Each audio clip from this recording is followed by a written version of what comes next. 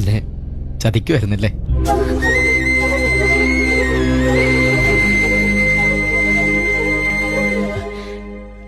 സാറേ, എന്നോട് ക്ഷമിക്കണം കേട്ടോ. സാറാ ആരാന്ന് പോലും അറിയാതെ ഞാൻ എന്തൊക്കെയോ മനസ്സൊരുപാട് വിഷമിച്ചിട്ടുണ്ടെന്ന് എനിക്കറിയാം. ക്ഷമിക്കണം കേട്ടോ സാറേ.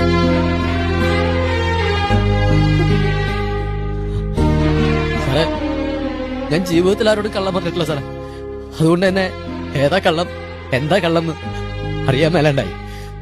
റബ്ബർ ഷീറ്റ് കൊണ്ട് സൊസൈറ്റി കൊടുക്കുമ്പോ ഞാൻ ത്രാസിന്റെ സൂചിപ്പേലും നോക്കിയല്ല. അങ്ങനെ നോക്കിക്കഴിഞ്ഞാൽ ഫിലിപ്പേട്ടന് നമുക്ക് വിശ്വാസമില്ലെന്നല്ലോ സാറേ എന്റെ അർത്ഥം, അല്ലയോ? നമുക്ക് സംസാരിക്കാം. ഞാൻ ഒരുപാട് സംസാരിക്കുന്നവന്നാ എല്ലാരും പറയുന്നത്.